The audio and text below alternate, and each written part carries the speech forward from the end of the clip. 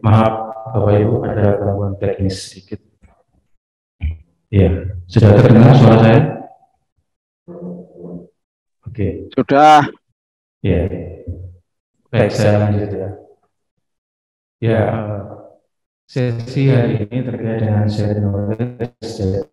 Di sini kita akan sama-sama belajar. Jadi bukan saja kami di sini yang memberikan materi, tapi nanti juga kami juga bisa belajar dari apa yang sekiranya Bapak Ibu tanyakan atau mungkin ada masukan, itu juga bisa menambah wawasan kami. Ya.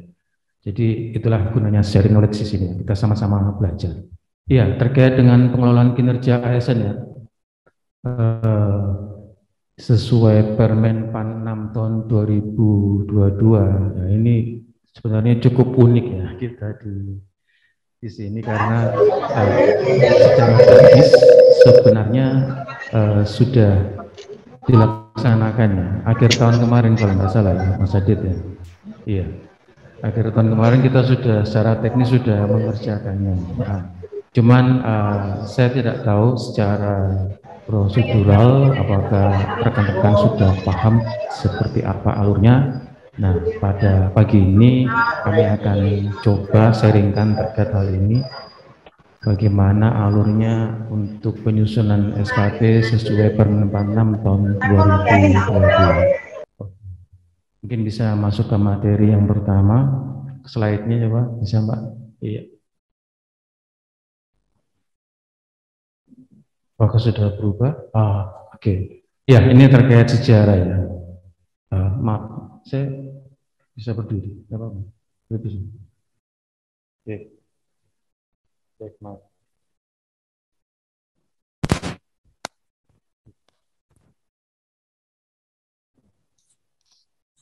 Cek mic, cek satu. Saya mohon izin buka masker ya, apa-apa ya. Saya boleh berdiri ini? Iya, nggak apa-apa ya. Sepertinya terkungkung di belakang meja, saya nggak bisa bergerak gitu. Ya, pertama kita akan sama-sama melihat ya terkait dengan apa sejarahnya terkait dengan pengelolaan kinerja. Kalau mau dirunut ke belakang itu dari tahun 52 ya. Jangankan rekan-rekan di sini, saya juga belum lahir waktu itu. Ya. Jadi ya mulai dari tahun 52 itu sebenarnya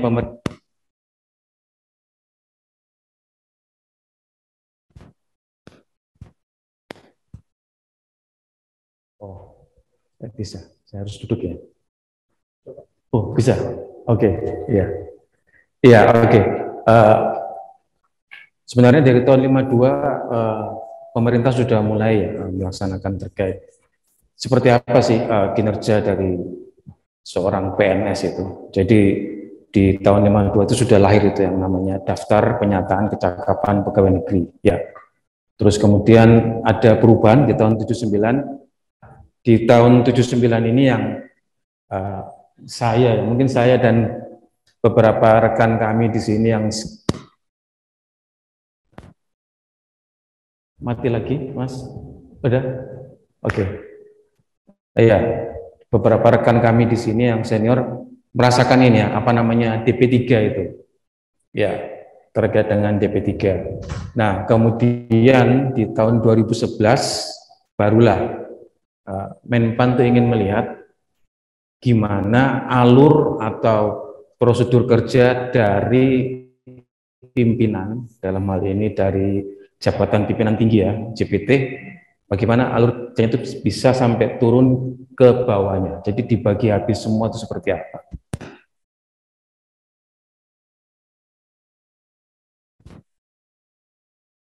Kayaknya saya duduk saja nih. Cek, ya.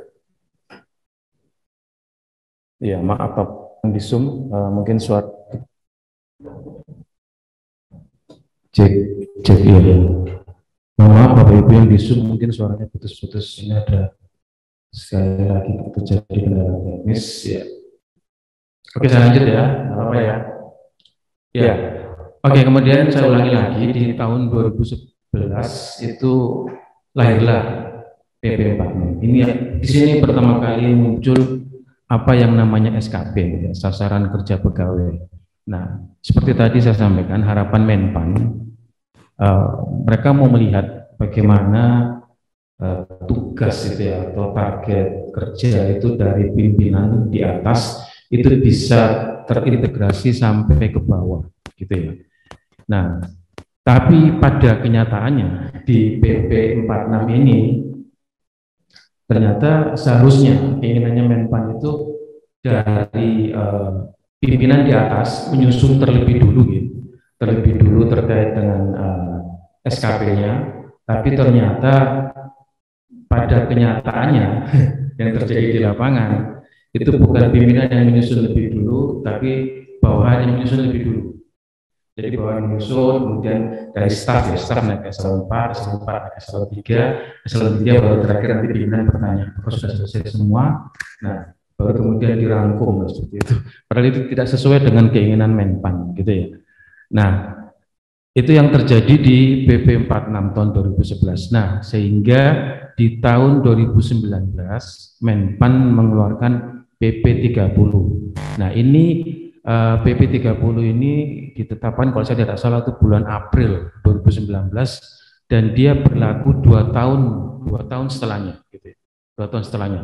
Jadi kemudian berlakunya pada tahun 2021. Nah, itulah muncul yang namanya Permenpan 8. Nah, di sini kalau dulu di PP 46 kami pakai istilah SKP air mancur ya. Air mancur artinya yang bawaan dulu yang staf menyusun baru naik ke atas. Nah, di Permenpan 8 ini atau di PP 30 tahun 2019 itu sudah kami pakai istilah itu air terjun gitu ya.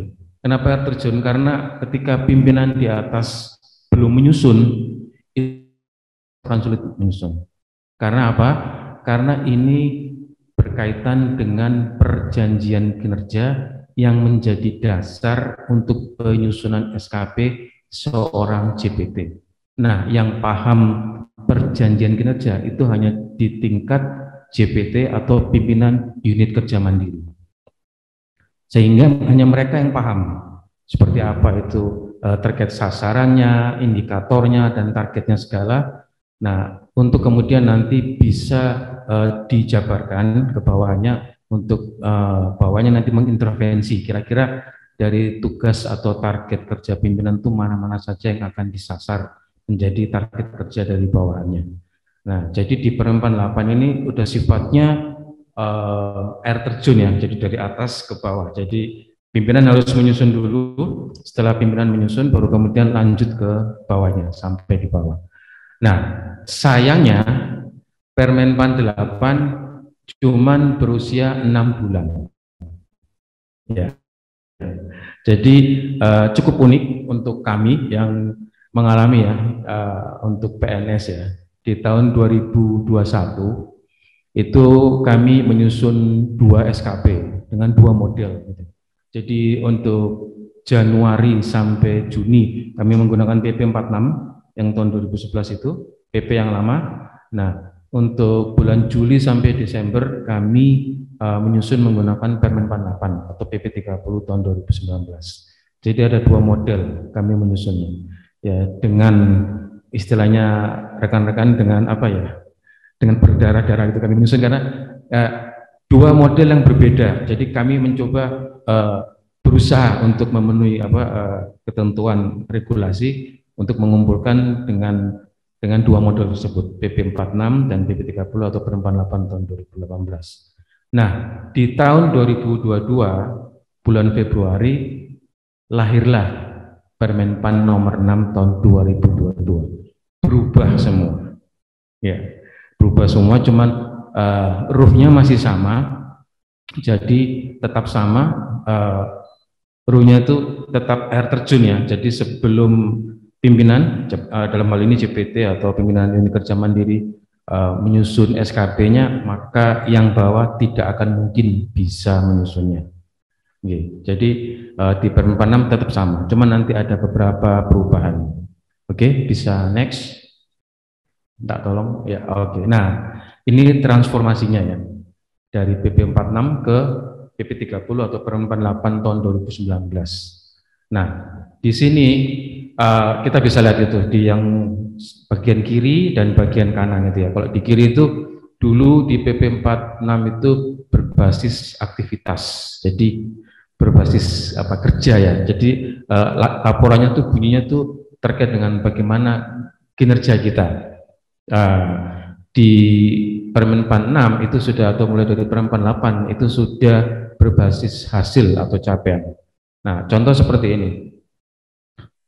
Saya seorang pramubakti ya, gitu. Jadi kalau di PP 46 itu tugas saya adalah menyikat lantai kamar mandi, membersihkan toilet, menyikat wastafel seperti itu ya. Jadi bahasa-bahasa aktivitas gitu ya. Tapi di Permen 46 itu sudah tidak seperti itu lagi, langsung tersedianya kamar mandi yang bersih, sudah selesai. Jadi udah nggak ada lagi bahasa-bahasa seperti itu, bahasa-bahasa aktivitas gitu ya.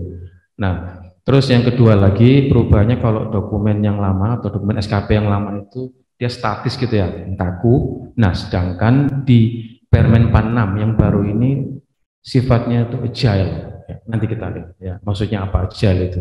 Agile itu bahasa Inggris ya, artinya lincah atau dinamis gitu.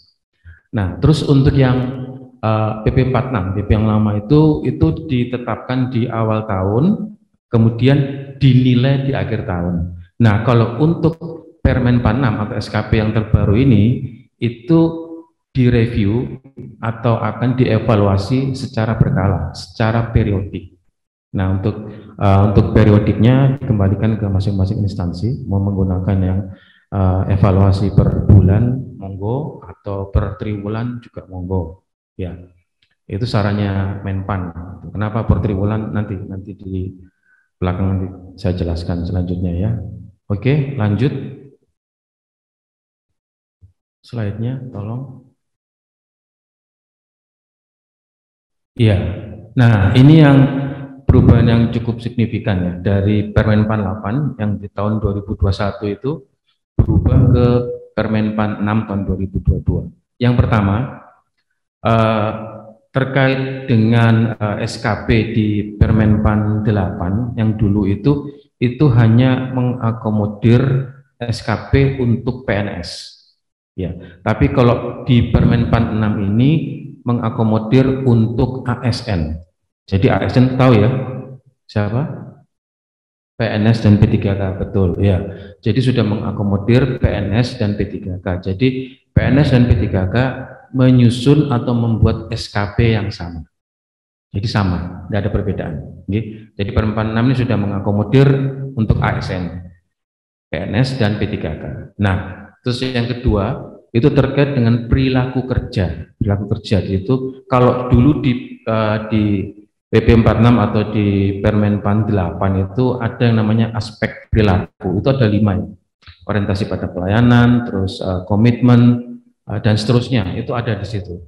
Nah, di Permen 6 itu ada perubahan, bukan lagi aspek perilaku tapi standar perilaku kerja. Nah, di situ namanya core value berakhlak. Ya, kenapa berakhlak? Karena ini sebenarnya keinginan dari Pak Jokowi ya. Pak Jokowi itu menginginkan ASN itu berakhlak. Gitu. Nah, kemudian itu yang ditangkap oleh Menpan untuk kemudian dituangkan dalam standar perilaku kerja di Permen 46. Nah, berakhlak itu apa? Nanti ada singkatannya di belakangnya. Ada cukup panjang terkait dengan berakhlak itu. Oke, saya lanjut untuk yang perubahan kedua. Nah, ini mekanisme kerjanya itu agile.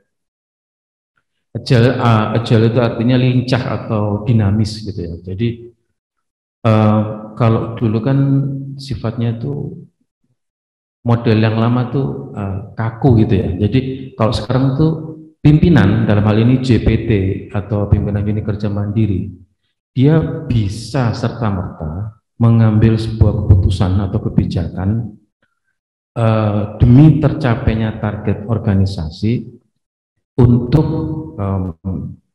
mengambil tugas atau mengalihkan tugas dari seorang PNS atau P3K diserahkan ke PNS lain yang sebenarnya itu bukan tupoksinya. Contoh di sini, saya kasih contoh seperti ini. maaf, jabatan saya kan asesor ya, mohon maaf, asesor gitu ya. Kaitannya dengan pengembangan ya. Ketika saya di awal tahun saya ada kontrak kerja ya di SKP yang terbaru ini di Perempuan dengan pimpinan dengan atasan saya gitu ya. Nah kemudian di periode triwulan pertama itu ternyata saya tidak mencapai target saya gitu ya. Kemudian itu akan dievaluasi. Nah kemudian nanti akan dilihat di triwulan berikutnya apakah itu bisa tercapai atau tidak. Nah ketika di triwulan berikutnya hal itu tidak tercapai, maka pimpinan di sini dalam hal ini jabatan pimpinan tinggi atau atasan saya langsung gitu ya, itu berhak atau bisa mengambil tupoksi saya tersebut ya, ini demi tercapainya target organisasi ya, bisa serta merta mengambil tupoksi saya untuk diserahkan ke contoh di sini ke Mas Alif. Mas Alif yang analis hukum, ya Mas ya. Ya, bisa seperti itu. Padahal itu bukan tupoksinya Mas Alif. Bisa demi tercapainya target organisasi. Jadi bisa dalam tanda kutip memaksimalkan atau istilahnya mengalihkan tugas seorang PNS demi mencapai target kerja dari JPT-nya. Oke. Terus yang terakhir, yang ya ini perubahan yang cukup signifikan dari Permen 8 ke Permen 6 terkait dengan SKP dan angka kredit. Nah, kalau di Permen 8 itu kita masih ada form lampiran keterkaitan. Jadi untuk yang jabatan fungsional masih diakomodir di sana di Permen 8 di SKP yang tahun 2021. Sehingga butir-butir kegiatan yang sekiranya mengintervensi tugas pimpinan itu bisa dituangkan di salah satu form namanya form lampiran keterkaitan. Tapi di Permen 6 ini sudah dipisahkan sama sekali. Ya, saya nggak tahu kedepannya seperti apa. Apakah angka kredit ini masih ada atau tidak? Ya, nanti kita tunggu saja keputusan dari Menpan seperti apa. Karena yang kami dengar sepertinya mau dihapus, tapi ini yang kami dengar. Nah, kita tunggu saja ya nanti kepastian dari Menpan seperti apa. Jadi untuk yang di Permen 6 ini SKP-nya untuk yang jabatan fungsional, mohon maaf, saya juga jabatan fungsional sama mindset kita terkait dengan putir-putir kegiatan dan angka kredit, tolong dikesampingkan terlebih dulu ya. Ya, karena ini SKP organisasi, bukan SKP individu. Jadi di sini bagaimana kita menunjang target organisasi atau target kinerja dari JPT sehingga itu bisa tercapai. Ya, baik, oke, lanjut. Kalau saya terlalu cepat, tolong diingatkan ya, nggak apa-apa. Ya, ini contoh lah atau perbandingan lah antara cara kerja organisasi yang lama, organisasi yang di situ disampaikan tradisional ya, dengan organisasi yang agile. Gitu. Nah, kalau dulu itu terstruktur ya, bisa turun dari pimpinan di atas, terus ke eselon 3 di bawahnya. Kalau dulu masih ada eselon 4 dan kemudian ke staff. Nah, sekarang yang sudah sesuai dengan Permen 6 yang di kanan itu pimpinan bisa serta-merta langsung menyerahkan ke siapa saja tanpa harus melalui atasan di atas pegawai yang bersangkutan. Contoh saya, umpama pimpinan menyerahkan langsung suatu tugas ke saya, bisa langsung tanpa harus melalui atasan saya atau dalam hal ini kabit ya, karena di kami udah nggak ada eselon 4, jadi bisa langsung ke saya tanpa harus melalui eselon 3 di atas saya. Seperti itu ya. Jadi ini benar-benar sudah aja. Termasuk yang tadi mengalihkan tugas ya. Juga sekiranya yang bukan tupoksi saya bisa saya terima. Itu tergantung pimpinan. Jadi benar-benar agile atau lincah di sini, dinamis pola kerjanya Permen 6. Oke, lanjut. Ya, ini ada 4 siklus ya dalam pengelolaan kinerja pegawai sesuai dengan Permen 6 tahun 2022. Yang pertama itu terkait dengan perencanaan kinerja, itu siklus perencanaan kerja. Terus yang kedua nanti ada pelaksanaan, pemantauan, pembinaan kinerja. Terus kemudian nanti yang ketiga itu ada penilaian kinerja, itu berkaitan dengan evaluasi kinerja. Kemudian yang terakhir itu tindak lanjut. Ya, seperti apa nanti hasil evaluasi terkait kinerja yang dihasilkan. Oke, ya lanjut. Ya, ini tadi sudah saya sampaikan sebelumnya di atas terkait ruang lingkup ya, tadi bahwa Permen 8 dulu masih mengakomodir PNS saja, tapi kalau Permen 6 sudah 2 ASN ya, jadi PNS dan P3K di situ.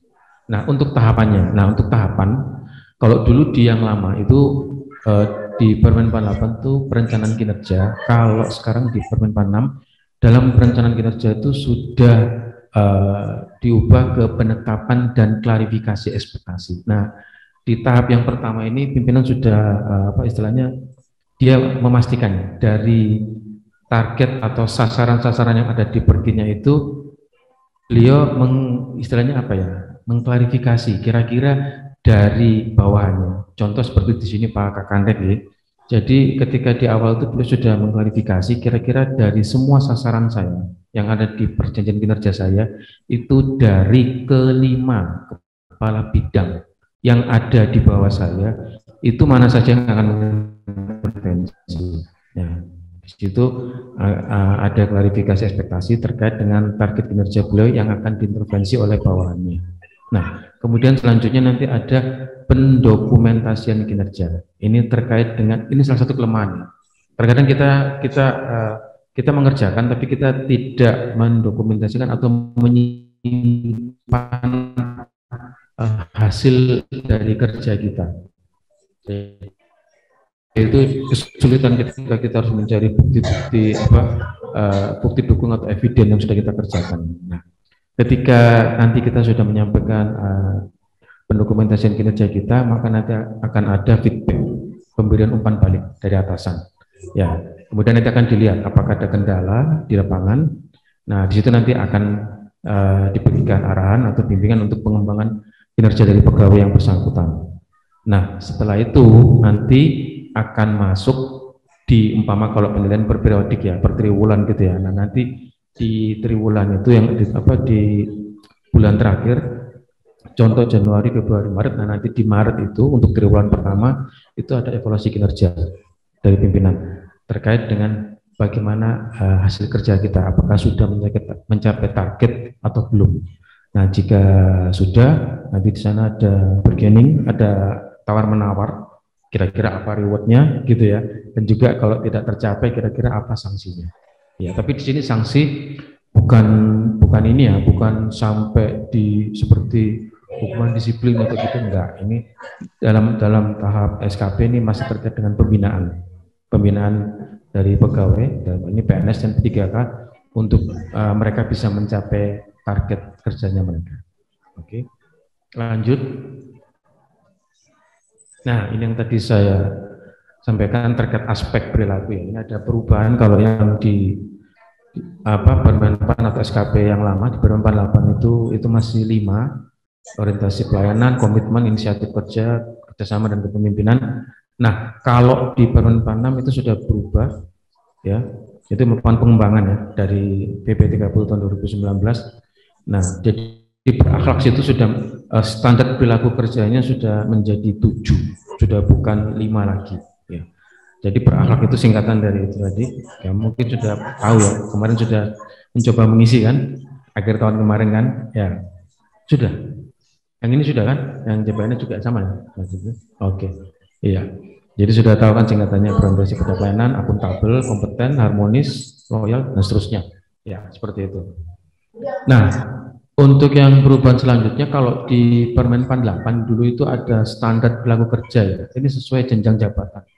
Contoh untuk fungsional, itu dulu yang terkait dengan terampil itu ada levelan, kalau saya nggak salah terampil itu level 1 gitu ya, dan seterusnya, lanjut ke atas sampai muda, sampai madya itu ada berapa level. Nah, untuk di Permen 6 sudah nggak ada ya. Jadi betul-betul panduan perilakunya itu sesuai core value itu.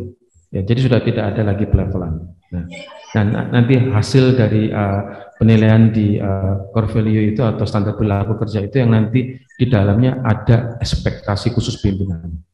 Ya, atas perilaku dari ASN yang dinilai.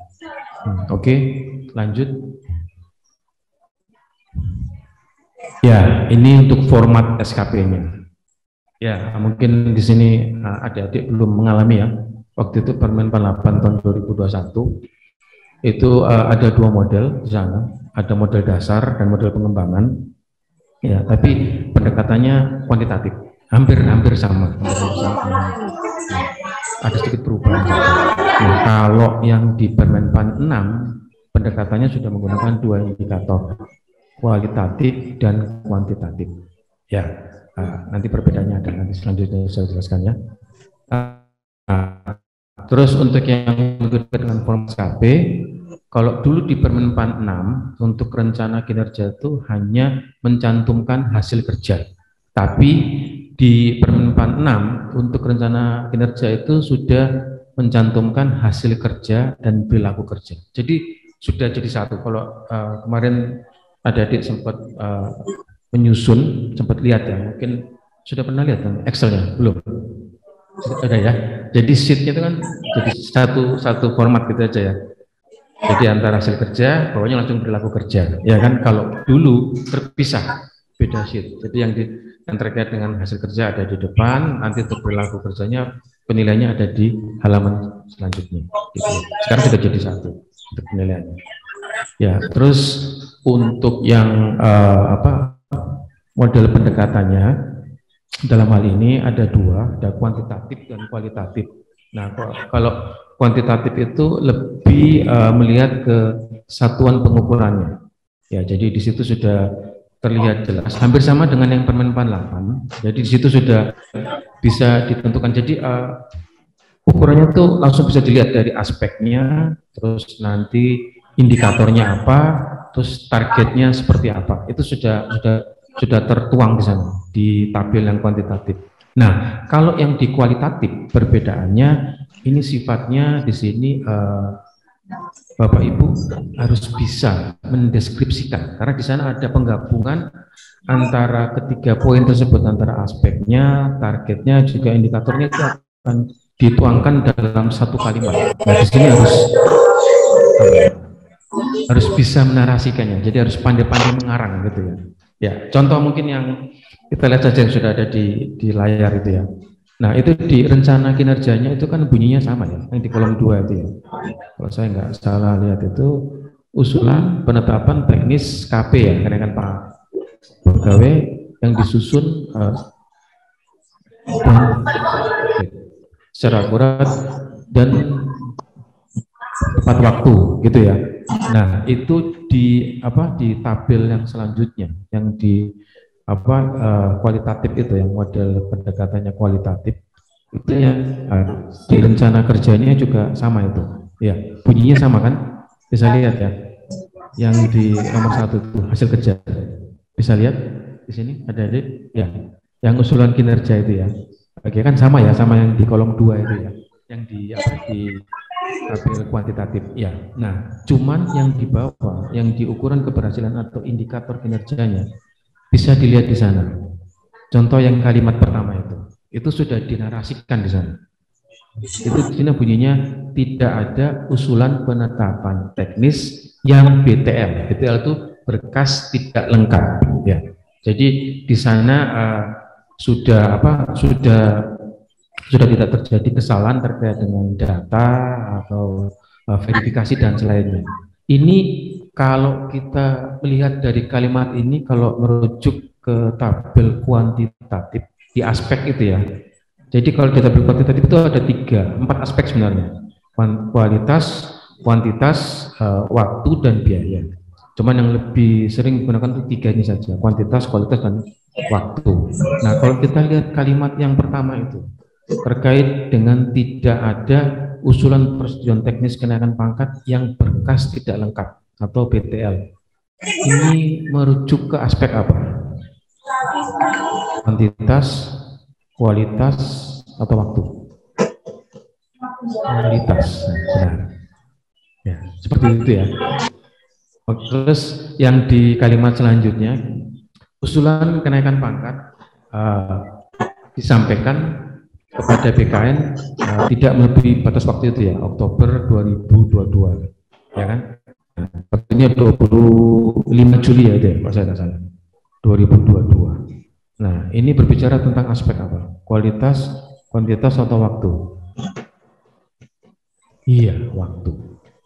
Nah, gitu. Jadi di sini sudah dinarasikan ya, antara aspek, indikator, dan targetnya itu sudah jadi satu. Jadi sudah dinarasikan, dituangkan dalam satu kalimat. Jadi kalau mau menggunakan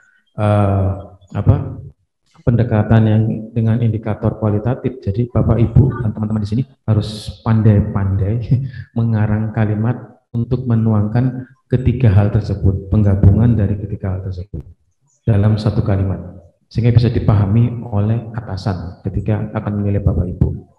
Nah, kalau teman-teman di sini bertanya, kalau saran mau menggunakan yang mana Pak baiknya? Kalau sesuai saran Menpan, kita disarankan untuk menggunakan yang kuantitatif, ya, karena sedikitnya tidak jauh berbeda dengan yang di Permenpan 8, gitu. Ya, dan nanti selanjutnya juga nanti sampai ke praktek nanti kita akan menggunakan contoh dari yang tabel kuantitatif. Ya. Oke, lanjut, Mas.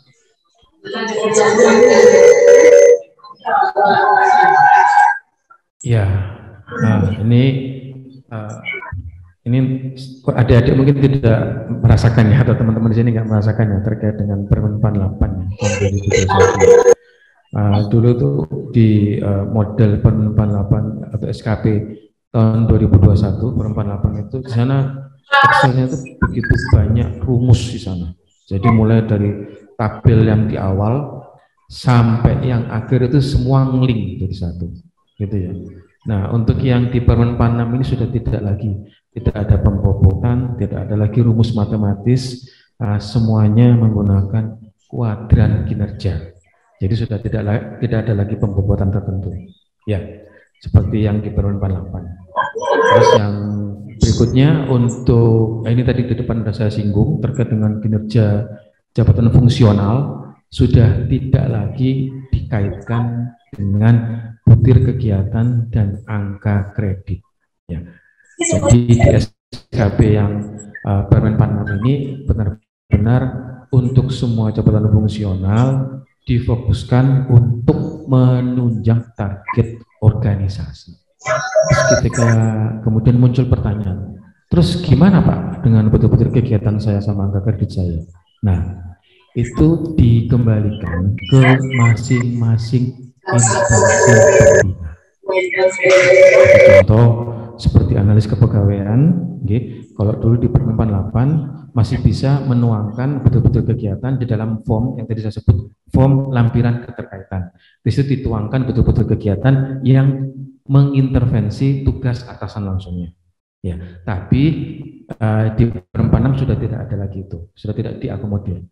Jadi untuk betul-betul kegiatan atau angka kredit terkait dengan dupa, ya, itu dikembalikan ke masing-masing instansi pembina. Kalau di sini ada 3 ya, analis, auditor, dan asesor, itu pembinanya adalah BKN, maka dikembalikan ke instansi pembina menggunakan pola yang lama, mengumpulkan dupa seperti itu ya. Kalau di analis kepegawaian dan auditor tuh ada aplikasinya, misalnya Edupak gitu, itu ada, gitu ya.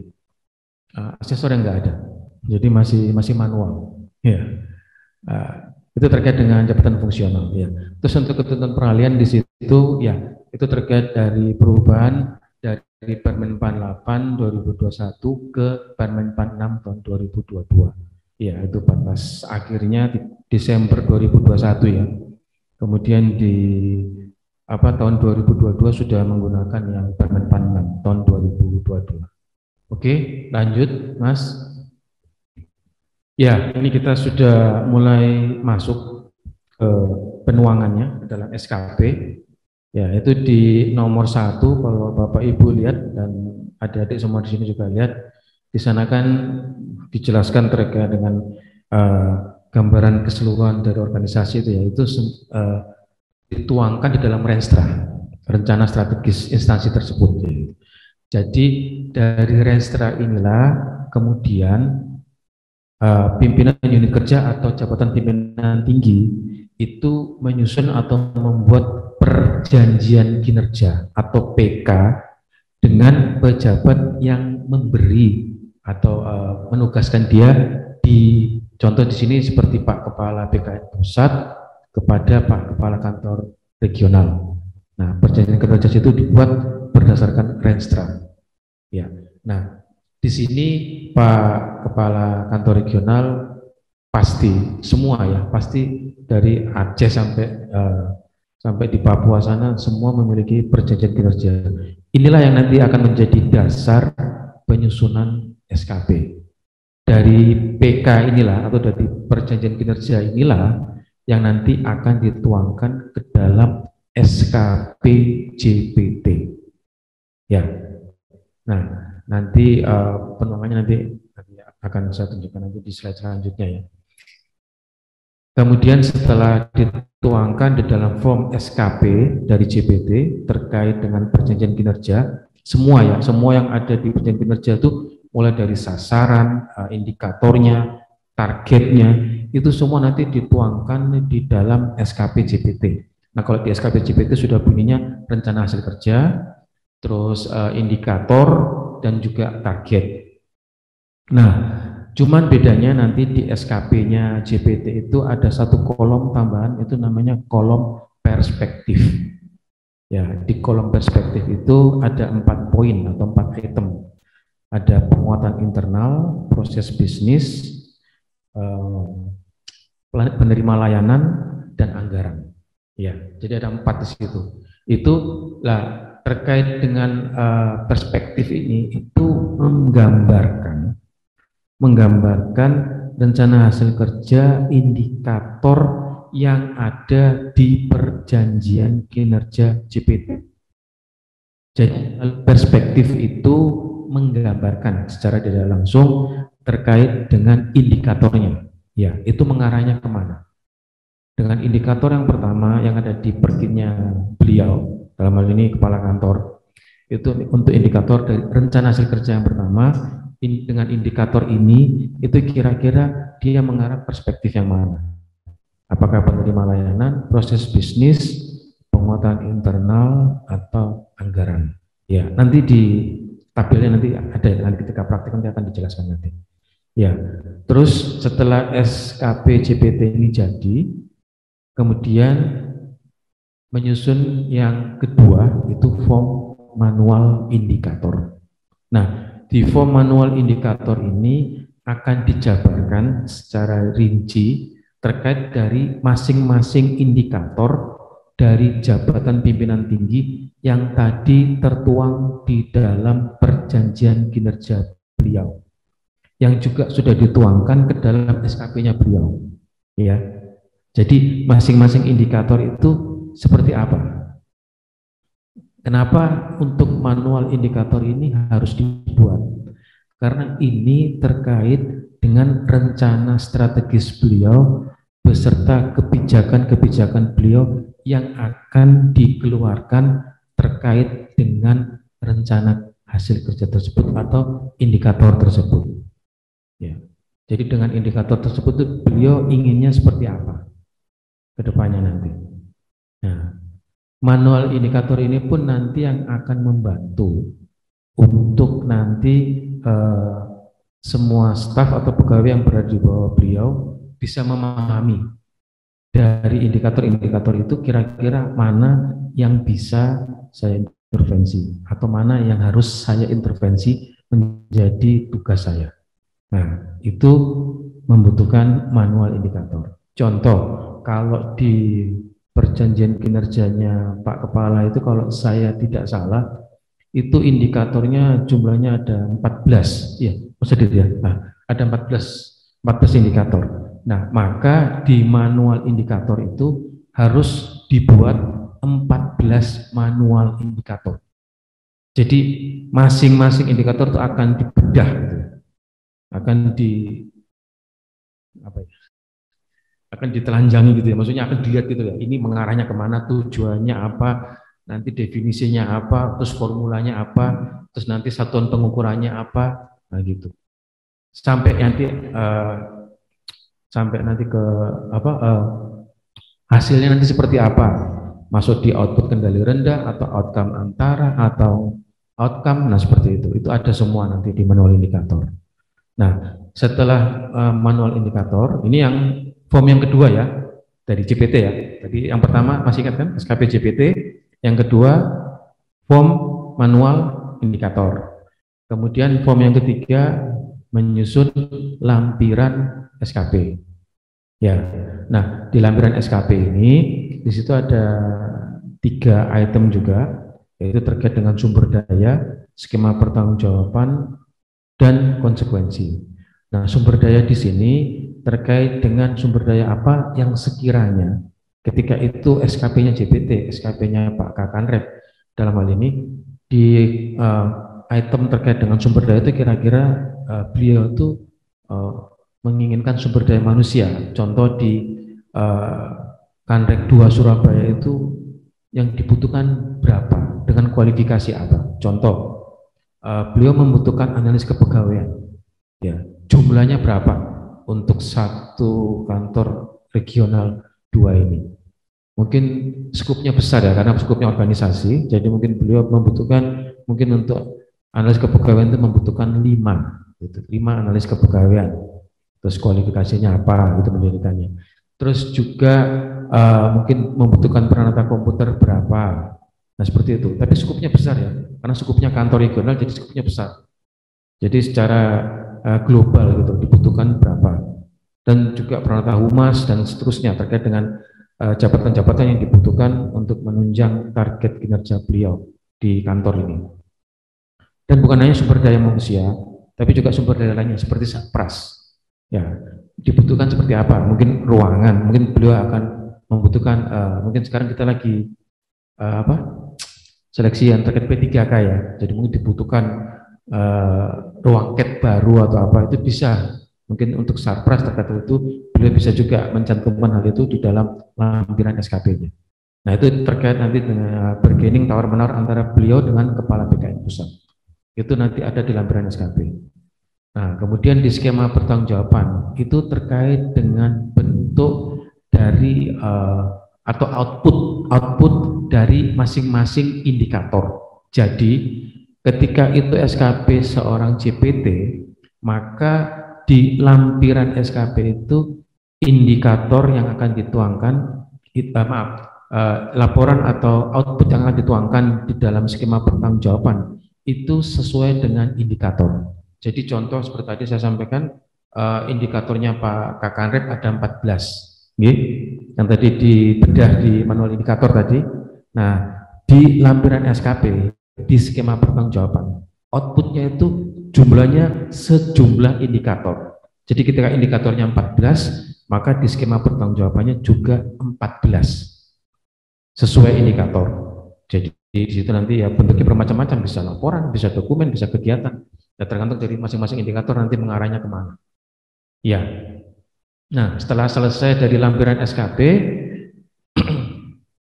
ini saya tidak masuk ke nomor 5 ya. Nanti nomor 5 di SKP JHJF ya. Ini di nomor 4 ya.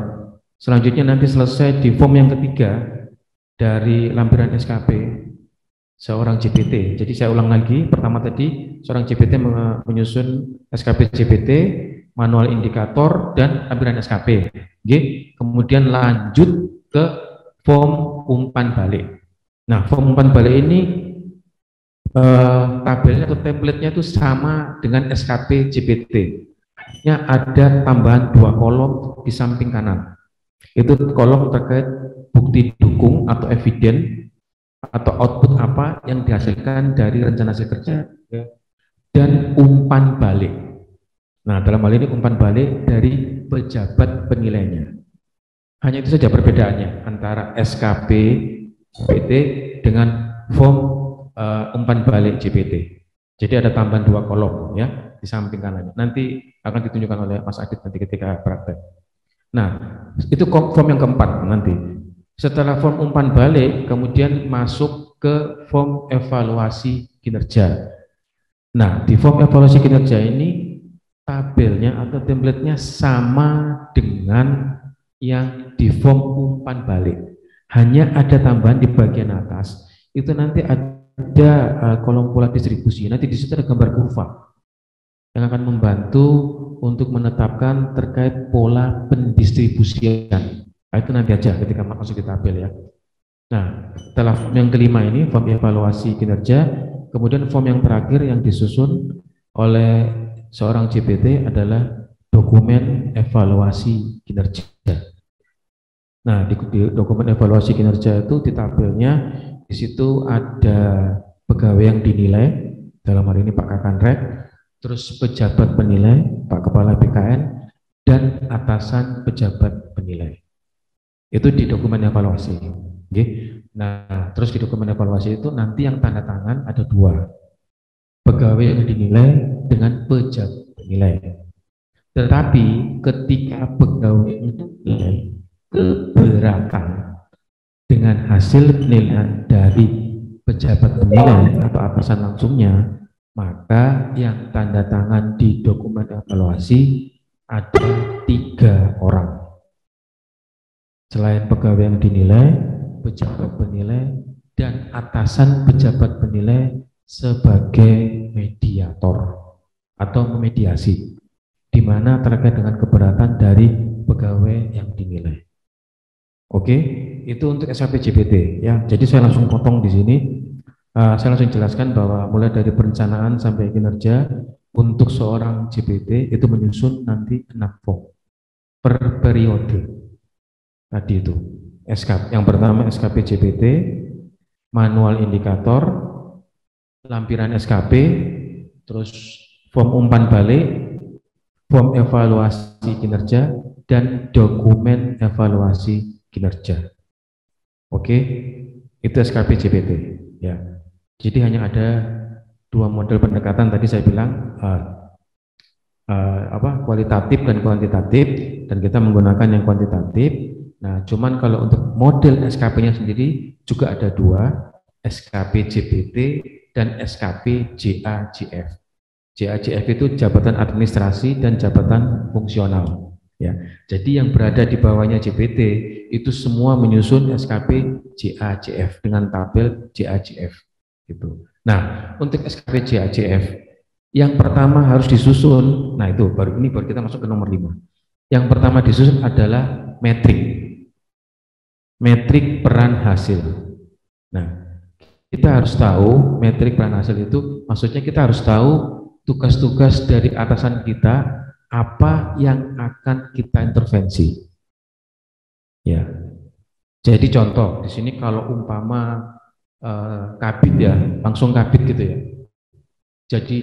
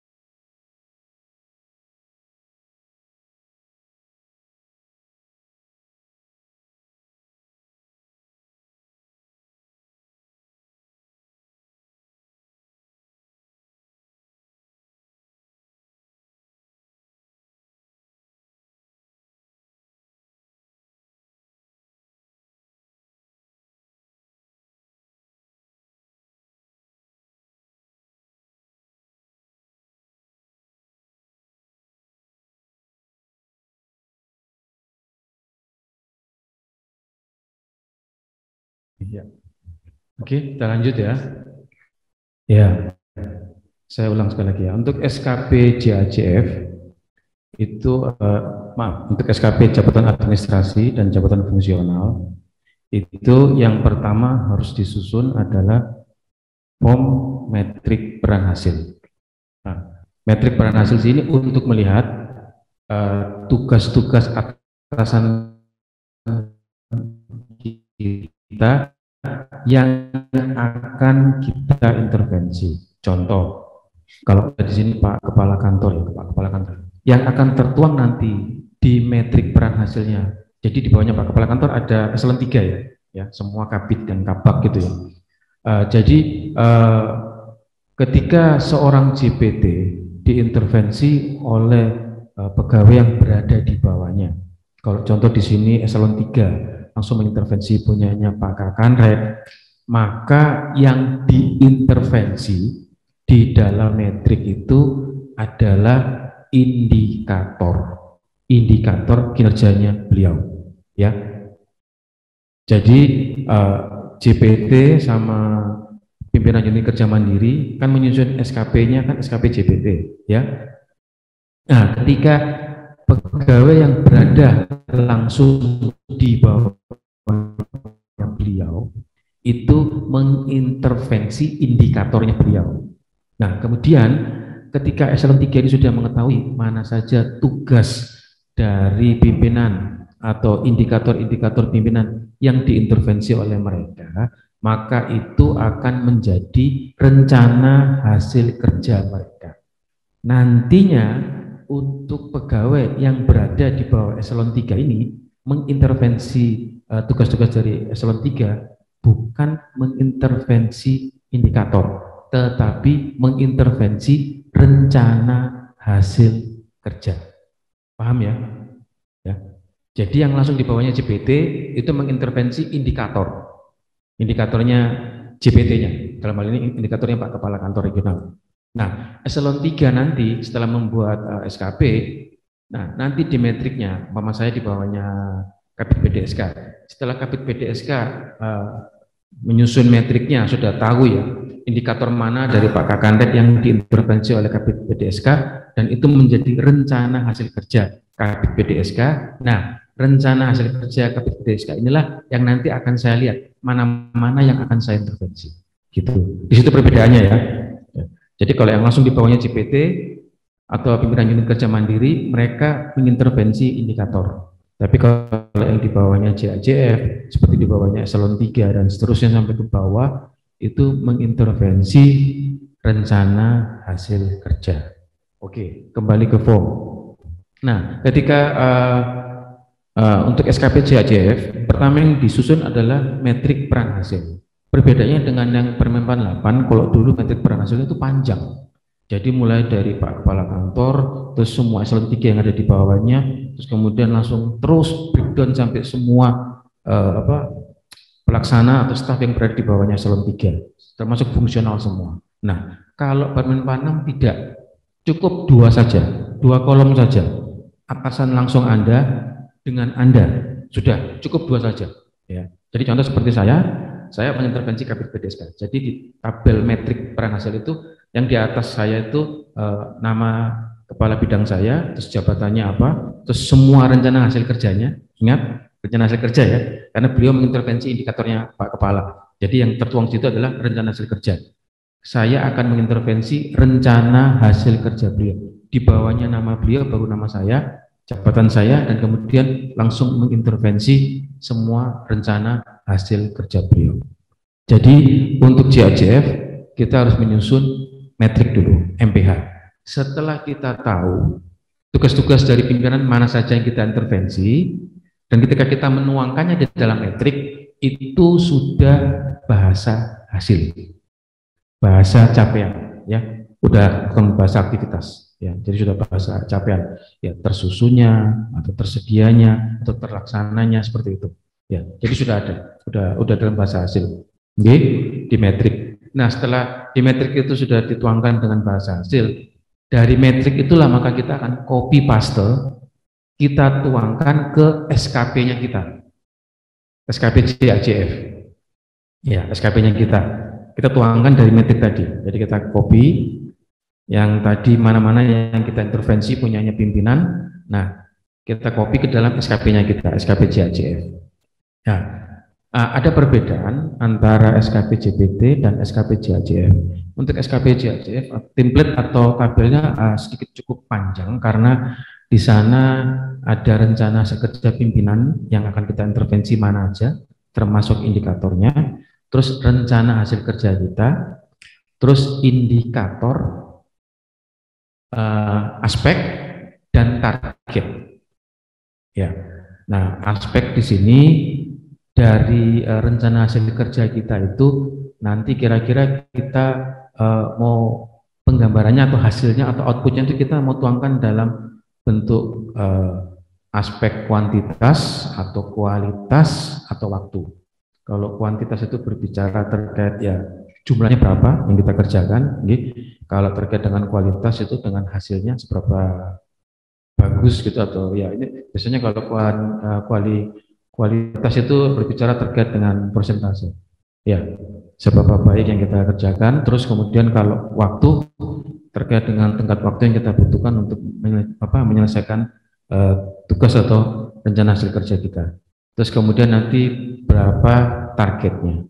Itu kita tuangkan dalam SKP JPT. SKP JAJF, SKP-nya kita.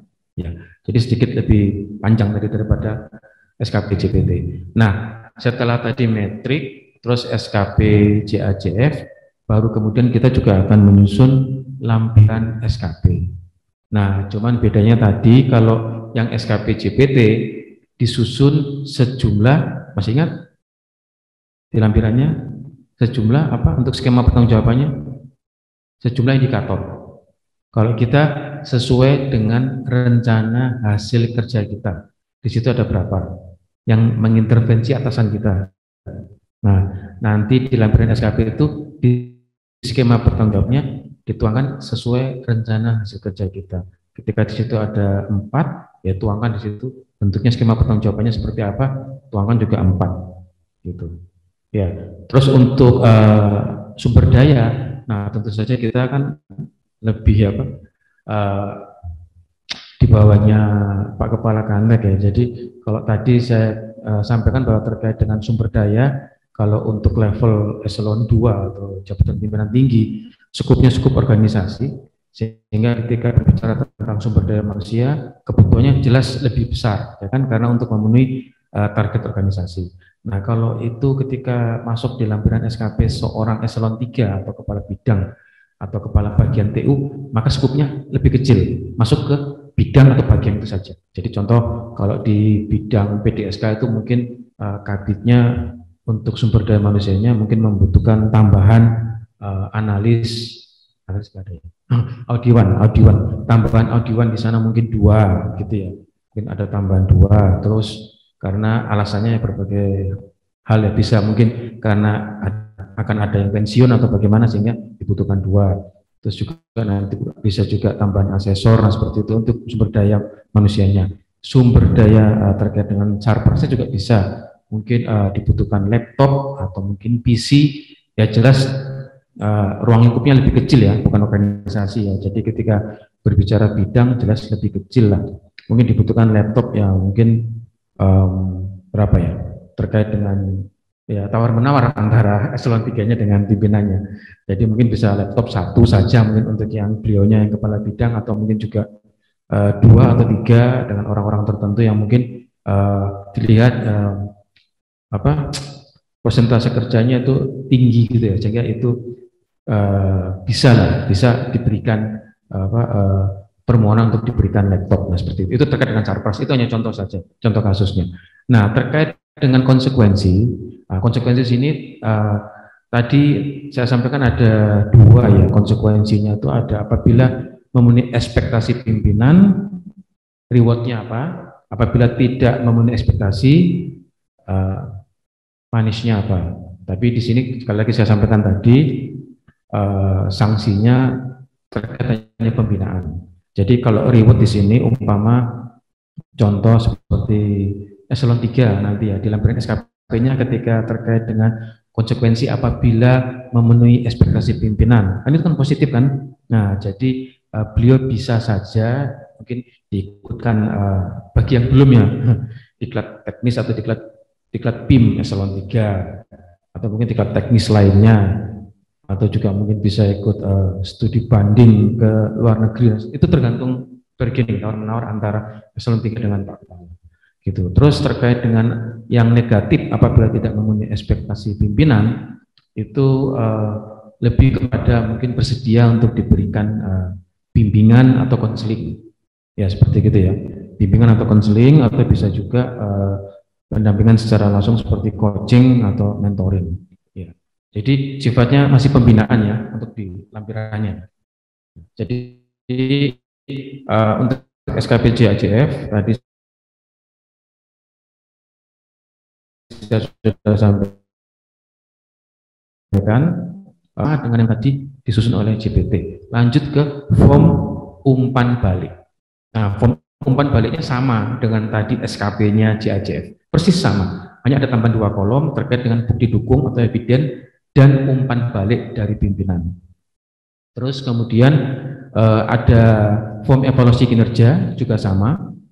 Bentuknya template-nya itu secara keseluruhan yang di bawah itu hampir sama dengan yang di form umpan balik, hanya ada tambahan di atas itu gambar kurva untuk menentukan pola distribusi. Terus kemudian juga nanti yang form terakhir yang akan dikumpulkan adalah dokumen evaluasi kinerja, sama. Jadi JPT dan JAJF kalau secara keseluruhan menyusunnya 6 form ini yang harus pada akhirnya nanti ketika akan kenaikan pangkat bagi seorang PNS, yang dibutuhkan hanya 2 form saja, form evaluasi kinerja dan form dokumen evaluasi.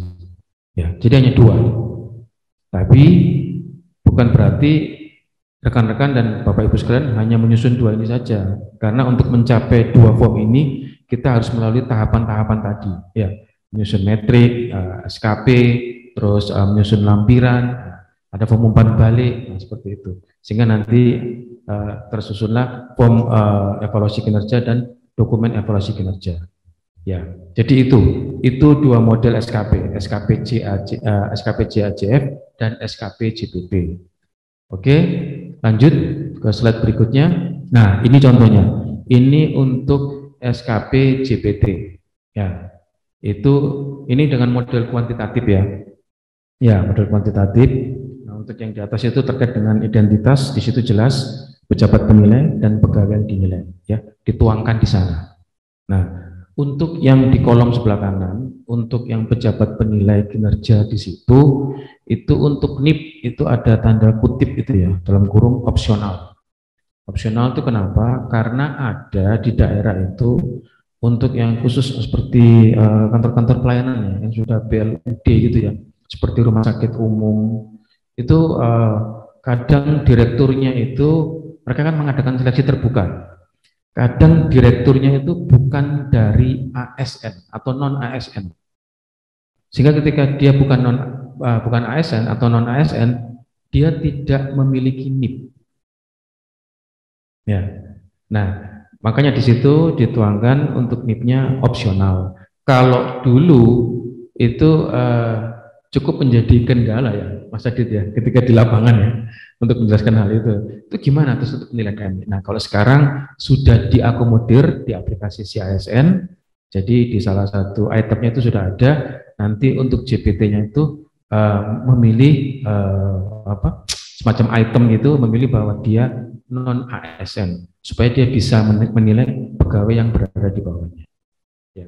Jadi itu terkait dengan identitas ya, yang di atas. Nah, kemudian masuk ke tabel yang di bawahnya, di tabel nomor 2 itu direncanakan hasil kerja, indikator kinerja, dan target. Nah, ini 3 tadi yang saya sebut. Untuk 3 kolom ini, rencana hasil kerja, indikator kinerja atau IKI, dan target ini, itu kita tuangkan sama persis dengan yang ada di perjanjian kinerjanya JPT. Jadi di perjanjian kinerja JPT itu pernah lihat perkin belum? Udah pernah lihat? Maksudnya perjanjian kinerja sudah pernah lihat belum ya? Ada yang sudah pernah lihat? Belum ya. Jadi saya kasih gambaran sedikit terkait dengan perjanjian kinerja itu tabel gitu ya. Tabel dibuat antara, dalam hal ini kalau di sini kita berbicara terkait dengan Pak Kepala Kantor Regional 2, maka dalam perjanjian kinerja itu dibuat antara Pak Kepala Kantor Regional 2 dengan Pak Kepala BKN Pusat. Ya.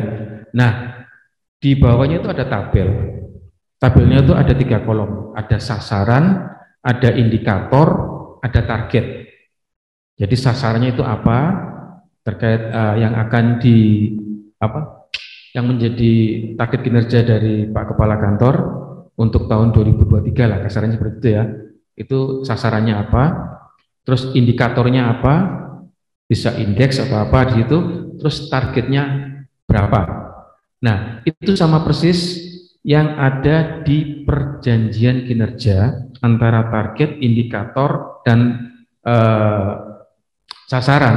Itu kita copy paste semua, kita tuangkan ke dalam SKP JPT itu. Ya.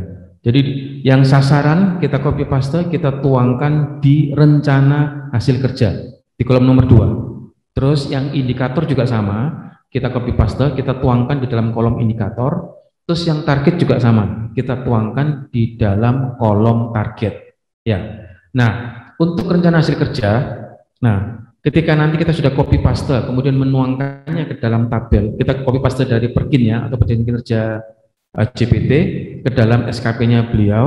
Nah, di rencana hasil kerja ini nanti kita kasih keterangan di situ, dalam kurung penugasan dari siapa. Jadi kalau yang menugaskan di sini Kepala BKN, maka untuk sasaran atau rencana hasil kerja pertama Pak Kakanrek, ketika kita sudah copy paste di kolom nomor 1, maka di belakangnya nanti kita kasih penjelasan dalam kurung penugasan dari Kepala BKN Pusat, seperti itu ya, sehingga jelas gitu. Karena ada contoh di beberapa organisasi gitu, mereka membuat perkin itu 2. Jadi yang pertama dengan pejabat penilai yang langsung sesuai dengan target kinerja atau tugas-tugas yang dilaksanakan. Yang kedua, mereka membuat perjanjian kinerja dengan unit lain, dalam hal ini keuangan. Nah, ketika itu harus dijelaskan perbedaannya, mana yang penugasan langsung dari pejabat penilai yang sesuai dengan tupoksinya, dan mana yang penugasan atau perjanjian kinerja yang dia buat dengan bagian atau Kementerian Keuangan, seperti itu. Tapi kalau kita nggak ada ya, kita di sini hanya langsung dari Kepala BKN ke Kepala Kantor Regional. Jadi di situ penugasan langsung dari Kepala BKN Pusat. Nah, ketika sasarannya semua kita copy paste, kita tuangkan di rencana hasil kerja, terus nanti di indikator juga sama kita tuangkan, yang ada di kolom indikator di perjanjian kinerja, kita tuangkan ke SKP-nya, demikian juga yang kolom target, kita copy paste dari perginnya beliau atau perjanjian kinerjanya beliau ke SKP-nya beliau, kemudian masuk di kolom nomor 5 itu. Nah, ini kolom perspektif. Nah, di situ ada penerima layanan, proses bisnis, penguatan internal, dan anggaran. Kalau anggaran jelas ya, ketika itu di situ dalam perjanjian kinerjanya beliau itu di situ sudah tertera nominal, itu berarti terkait dengan anggaran yang dikelola ya oleh beliau. Nah, tapi untuk sasaran atau rencana hasil kerja yang lain ini hanya beliau yang paham rencana hasil kerja nomor 1 dengan indikator nomor 1 itu kira-kira masuk perspektif yang mana, penerima layanan, proses bisnis, atau penguatan internal. Nah, ini kalaupun nanti ditunjuk ya oleh pimpinan kita untuk membantu beliau untuk menyusun SKP-nya beliau, maka ini kita sebagai tim yang akan membantu beliau tidak bisa menyusun secara sepihak atau sendiri, nggak bisa. Ini kita harus duduk dengan beliau, harus langsung mendengarkan arahan dari beliau terkait dengan rencana hasil kerja dan indikatornya serta targetnya. Karena nanti beliau akan menentukan perspektifnya apa. Nah, seperti itu. Oke, jadi nanti sudah dituangkan semua ya di situ dari perkin ke SKP-nya beliau, Terus kemudian nanti untuk anggaran biasanya ada di kolom yang paling bawah. Nah, untuk anggaran biasanya di perjanjian kinerja itu ada yang diuraikan tuh secara rigid gitu, secara jelas ya. Ini untuk apa, ini untuk apa, untuk apa. Nah, di sini kami sarankan kalau untuk dituangkan dalam SKP bisa secara akumulasi saja, maksudnya secara global saja. Langsung globalnya berapa, terserapnya anggaran tahun anggaran 2023 gitu ya. Berapa nominalnya, globalnya saja dituangkan di situ. Tapi mungkin kalau untuk internal nggak apa-apa ya. Kalau untuk eksternal kan kadang kan terkait dengan anggaran itu kan sesuatu yang sensitif ya Mas Adit ya.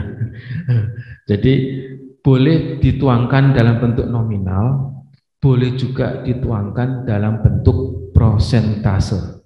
Jadi nggak harus nominal gitu ya. Karena bunyinya kan agak sedikit sensitif ya. Karena itu kan masalah dapur. Masalah dapur masing-masing organisasi gitu ya. Jadi ya monggo kalau mau memang mereka tidak keberatan mau dituangkan secara langsung di situ nominalnya monggo, kalau mungkin itu sedikit sensitif gitu ya monggo dituangkan persentasenya seberapa capaiannya yang akan menjadi target mereka begitu. Nah kemudian nanti di kolom yang terakhir dari rencana hasil kerja beliau, umpama contoh rencana hasil kerja beliau atau sasaran yang ada di perjanjiannya beliau, di perjanjian kerjanya Pak Kakanrek itu ada 7 gitu.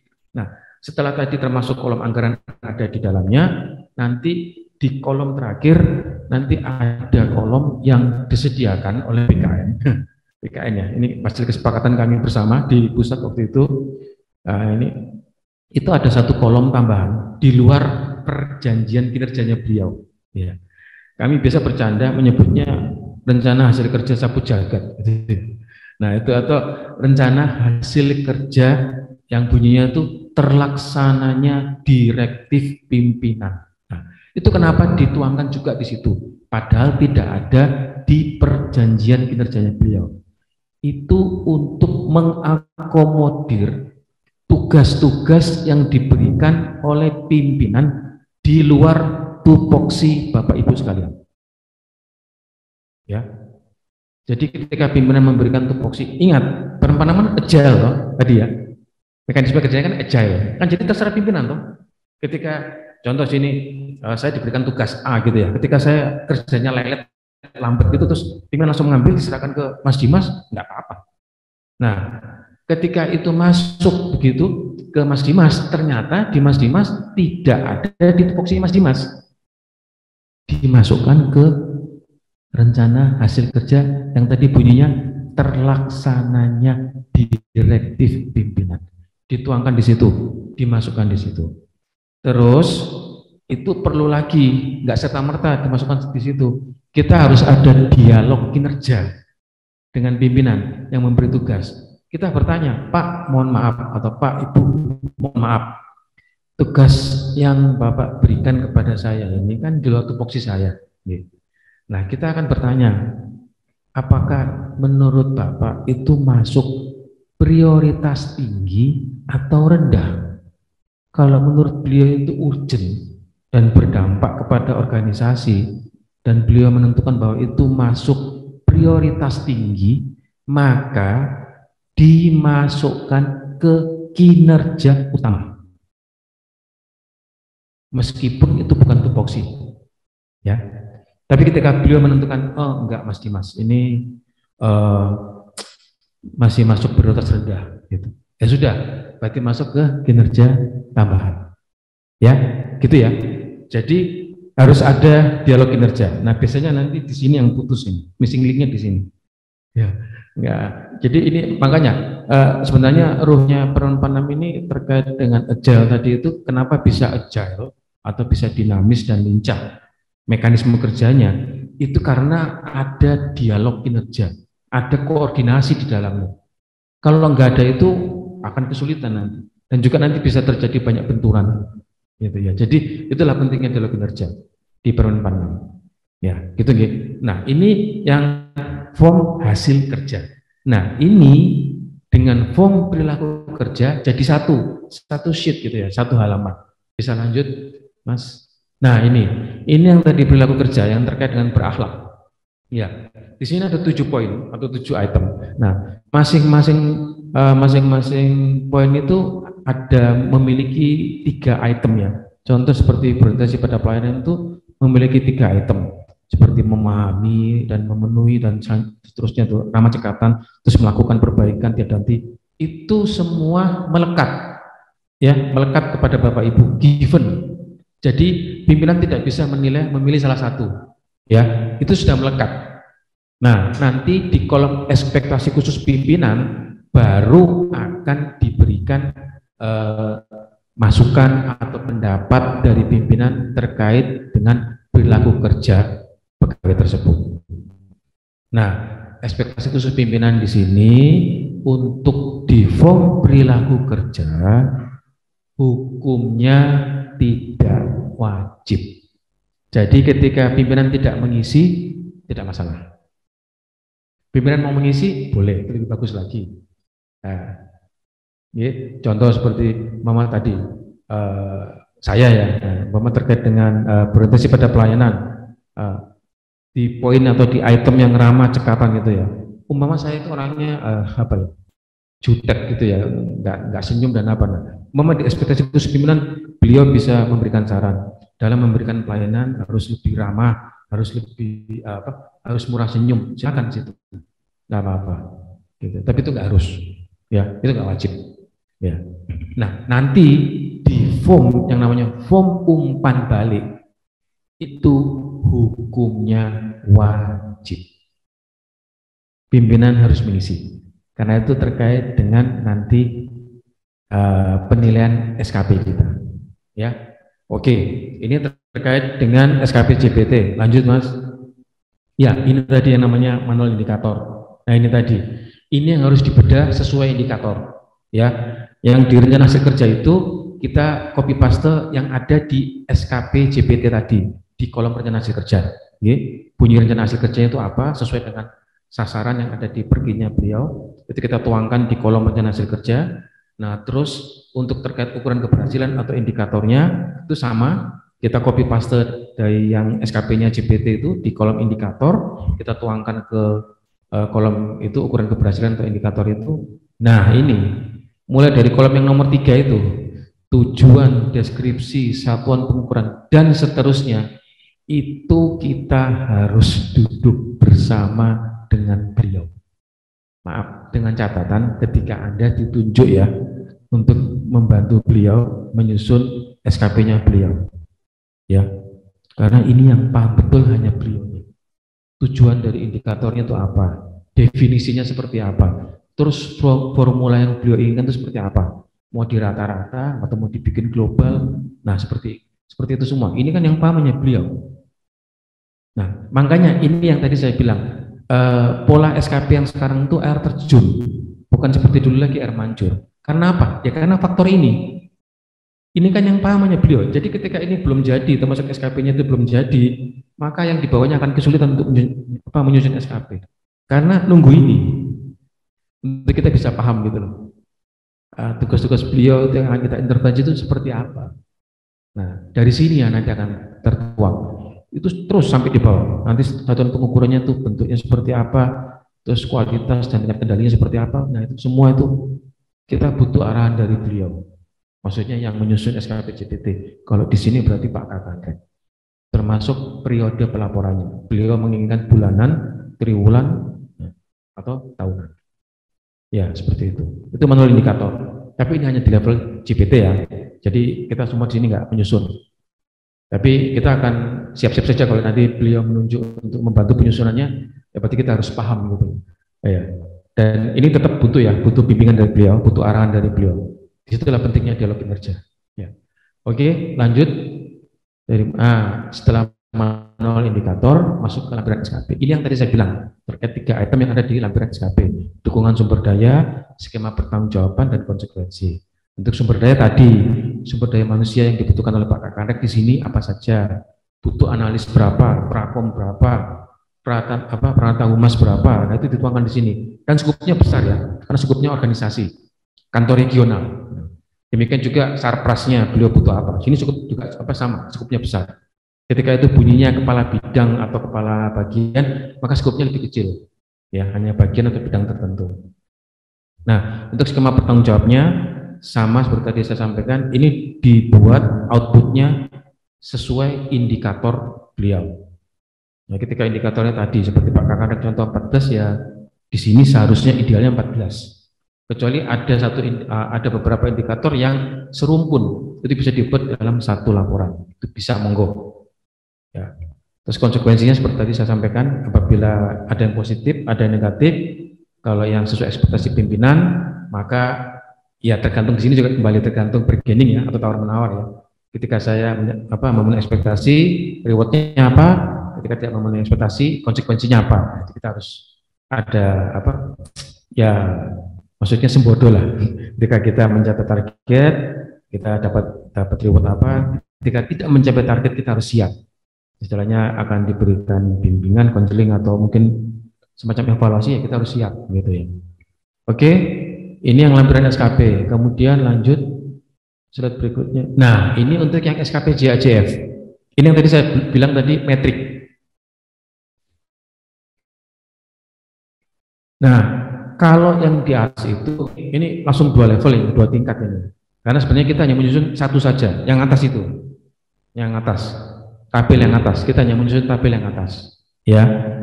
Jadi yang atas itu contoh. Saya mulai dari Pak Kakantek ya. Jadi yang atas itu di kolom pegawai itu nama pejabat, dalam ini nama Pak Kakantek, terus jabatannya beliau. Nah, di sebelah kanannya langsung dituangkan indikator kinerjanya beliau. Semua indikator, ketika ada 14, dituangkan semua 14 nih dalam metrik peran hasil. Dituangkan semuanya 14 gitu ya. Nah, kemudian yang mengintervensi tugasnya beliau tadi siapa? Yang tadi saya sampaikan? Kabit. Eselon 3 ya. Dan juga Madya ya. Fungsional Madya. Fungsional Madya itu juga mengintervensi langsung Pak Kepala Kantor. Nah, ini yang mengintervensi langsung di sini adalah Kepala Bidang Eselon 3 atau Kepala Bagian. Ya. Nah, ketika yang di atas itu namanya Pak Kepala, contoh yang di bawahnya itu Kepala Bidang PDSK ya. Nah, maka dilihat indikator mana saja dari miliknya Pak Kakantek yang akan diintervensi oleh Kepala Bidang PDSK. Itu dituangkan di bawah. Ketika indikator tersebut tidak diintervensi, maka ditulis di situ, tidak ada peran. Langsung saja. Tapi ketika yang ada peran, maka dia harus menuangkan di situ dalam bahasa capaian terkait dengan rencana hasil kerjanya. Oke, kalau yang eselon 3. Nah, kalau nanti yang eselon 3-nya sudah selesai menyusun SKP-nya dan ketika kita akan membuat metrik, maka ketika eselon 3-nya itu ada di posisi atas. Kan tadi saya bilang ya, bahwa di metriknya itu antara kita dengan atasan langsung kita, ya kan? Nah, ketika atasan langsung kita seorang kabit, maka di atas itu langsung namanya beliau dengan jabatannya apa, terus di bawahnya langsung namanya kita. Tetapi di kolom indikator itu bukan lagi bunyinya indikator, bunyinya rencana hasil kerja, ya. Rencana hasil kerja beliau yang tadi mengintervensi indikatornya Pak Kepala Kantor. Ya, itu perbedaannya ya, metriknya ya. Nah, di sini ada contoh. Contoh tadi, Pak Kepala Bidang PDSK, selain tadi di atas beliau mengintervensi indikatornya Pak Kepala yang ada di perginya Pak Kepala tadi atau di SKP-nya Pak Kepala, ketika beliau ditunjuk menjadi ketua tim, maka bisa juga dituangkan di tabel metriknya beliau ini. Dengan catatan sebagai ketua tim, nah dituangkan di sini, terus jabatannya, nama jabatannya apa, terus dilihat indikatornya mana sekiranya yang sesuai dengan tugas-tugas di dalam tim tersebut. Jika tidak ada, maka ingat tadi dituangkan di mana? Terlaksananya direktif pimpinan. Nanti di kolom paling akhir dari 14 kolom indikator itu, di kolom paling akhir dituangkan, dibuat satu kolom lagi, terlaksananya direktif pimpinan. Itu untuk mengakomodir tugas-tugas dari pimpinan yang diberikan di luar tupoksi kita. Jadi ketika Muhammad sini Kabit PDSK menjadi ketua tim sebuah kegiatan gitu ya, dilihat dari indikatornya beliau, Pak Kakanrek, ada nggak yang setidaknya mengintervensi kegiatan tim tersebut?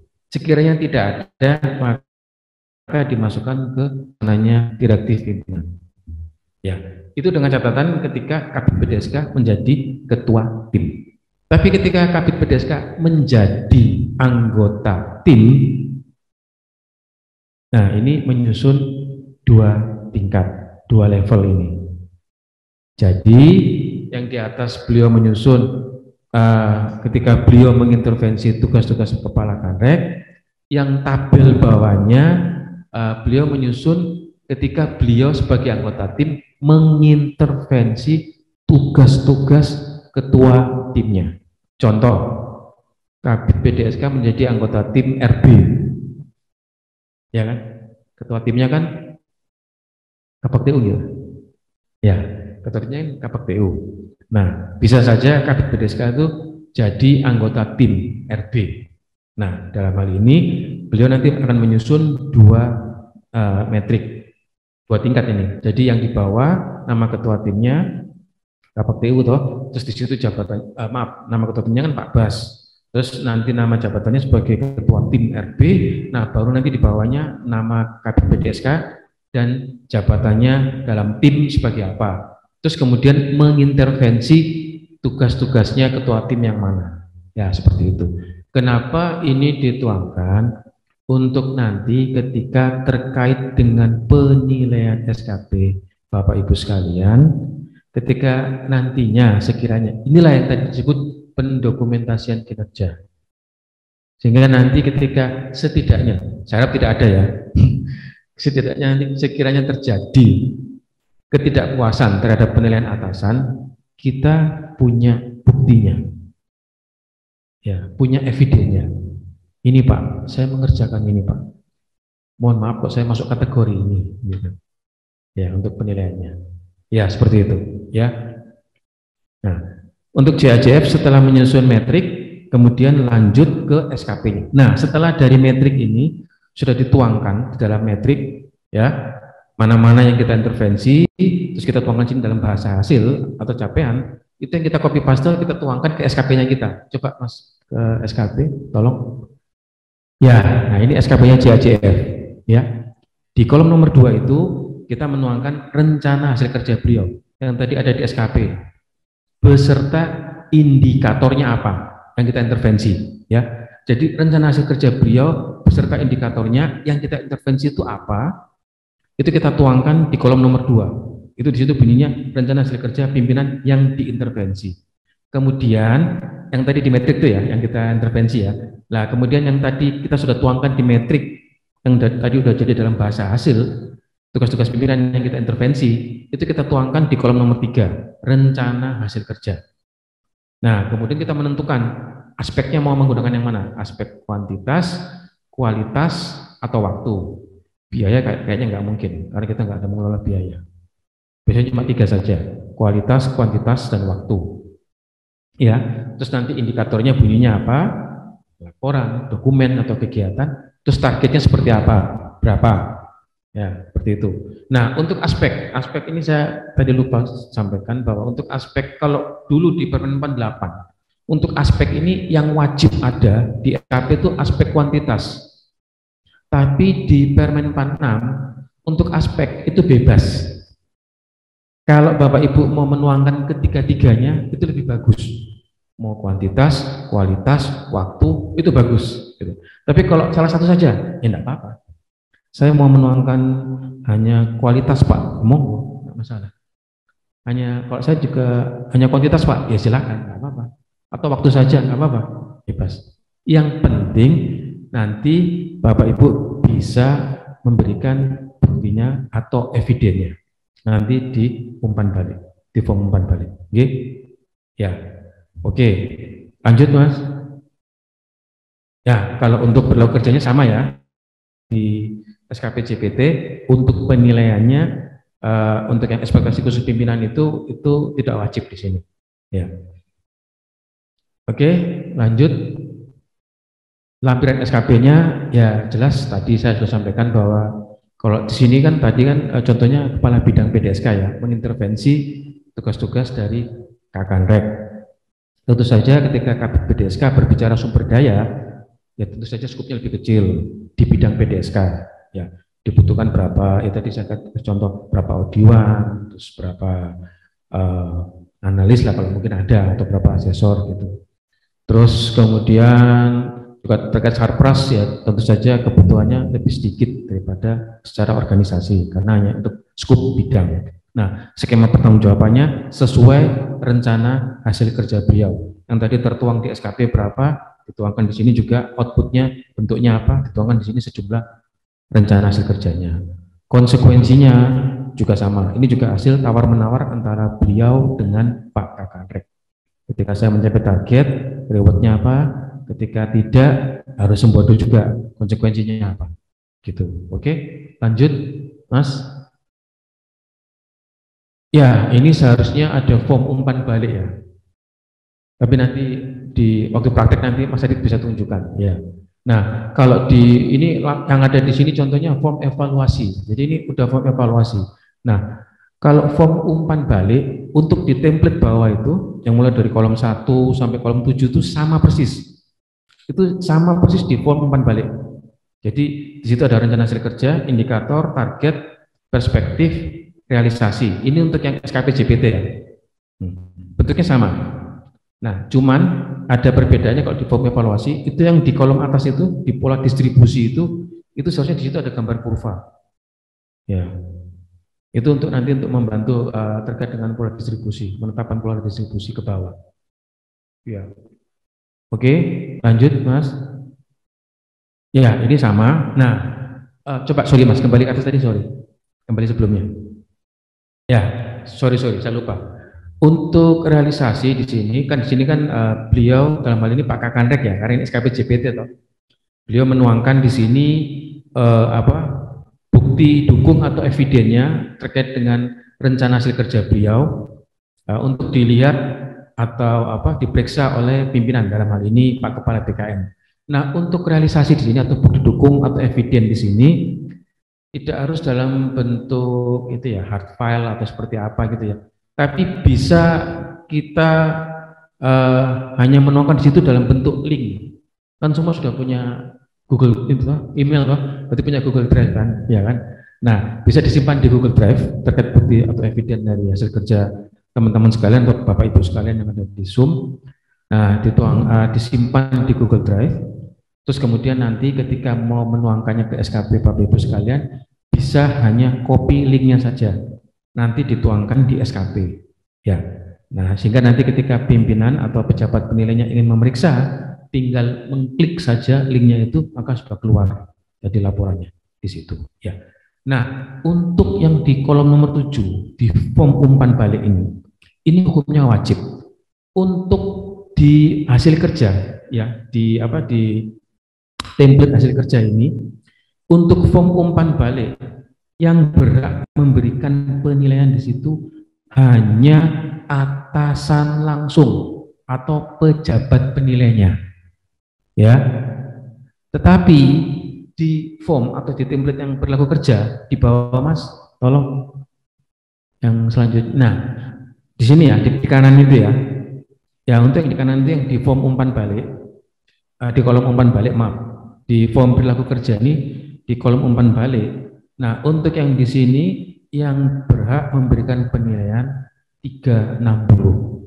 Jadi bisa atasan, bisa rekan sejawat, saudara-saudara atau teman-teman di sini punya bawahan berarti bisa bawahan. Gitu ya. Tapi yang wajib tetap atasan langsung. Ya.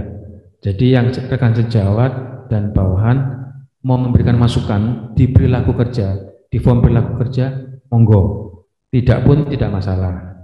Tetap yang wajib di sini adalah atasan langsungnya. Nah, jadi yang 360 hanya berlaku di form perilaku kerja ya, di evaluasi kinerja ya. Tapi di mana di form hasil kerja tidak boleh. Itu hanya atasan langsungnya atau pejabat penilai. Oke, lanjut Mas.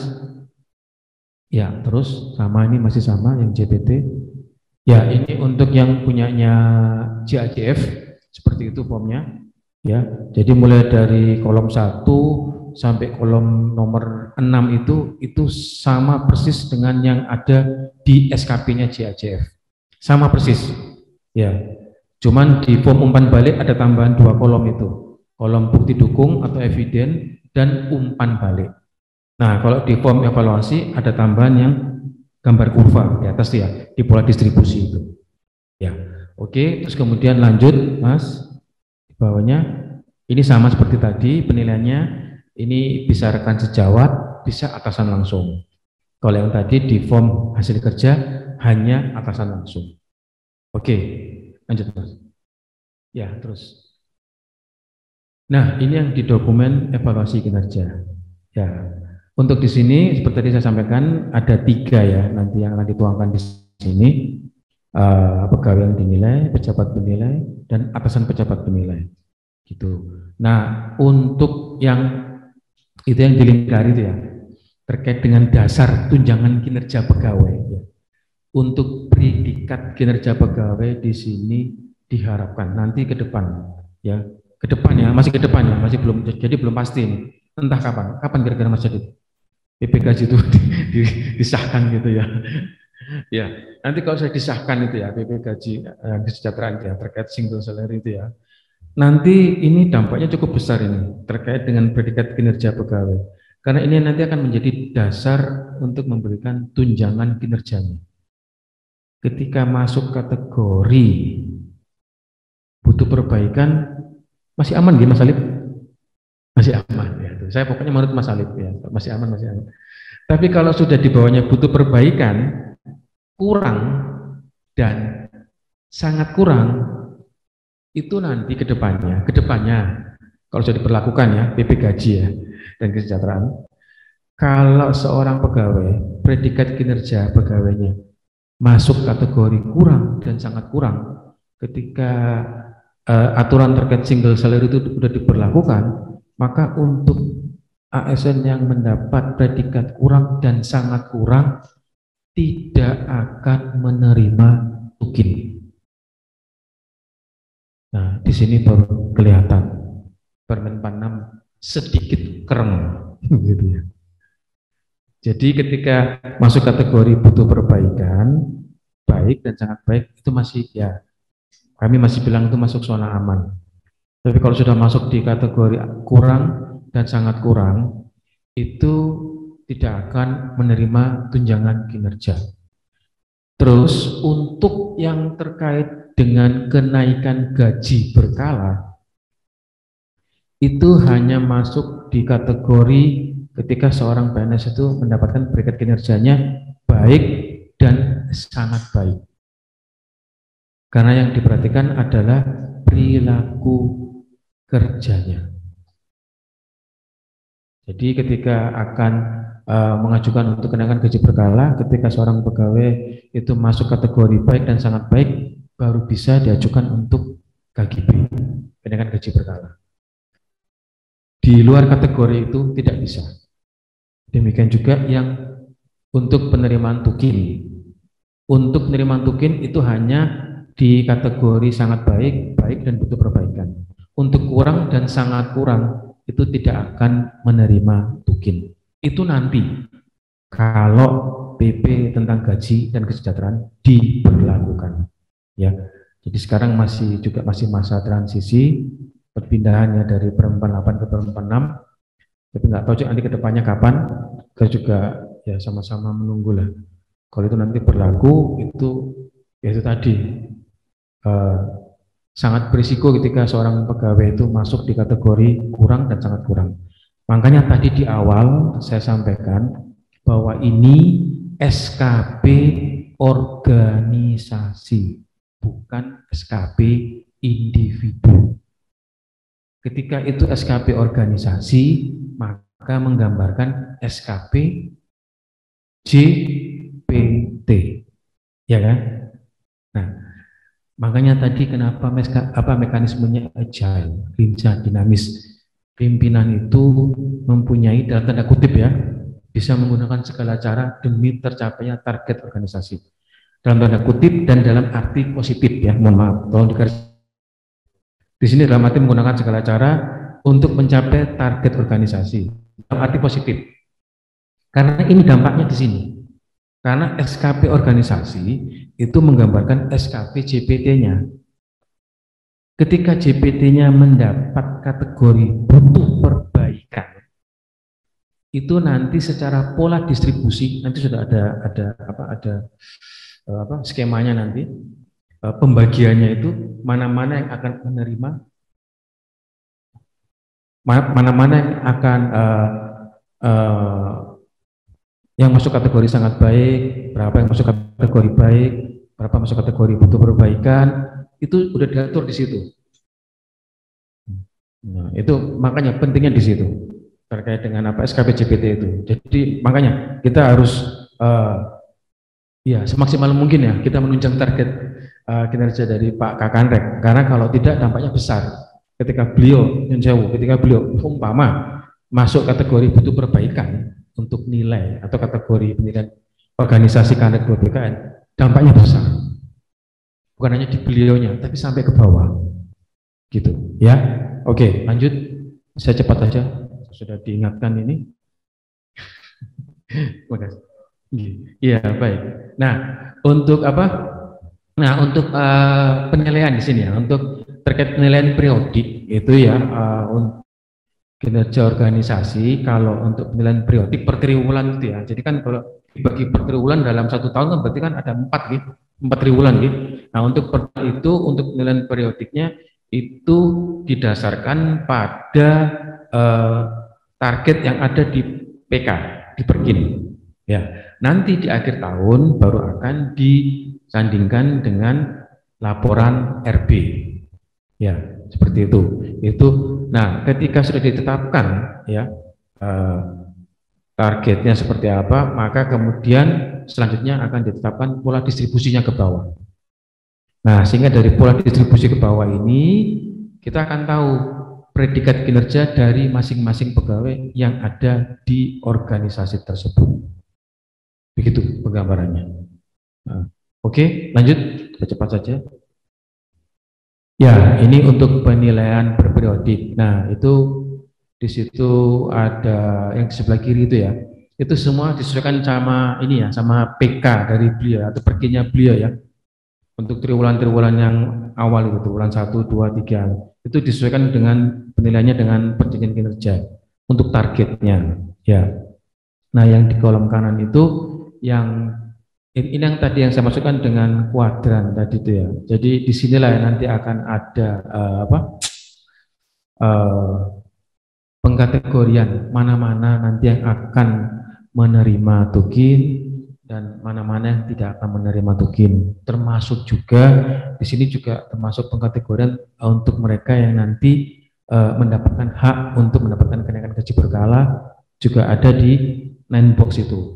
Jadi untuk yang di 9 box yang di 9 kotak itu, maaf, 9 kotak itu untuk yang warna merah dan orange itu bagi mereka yang persyaratan bagi mereka yang akan mengajukan untuk kenaikan gaji berkala.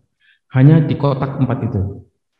Tapi untuk nantinya yang akan menerima tukin di 6 kotak itu, merah, orange, dan biru. Itu nantinya ke depan ketika PP gaji dan kesejahteraan sudah berlakukan.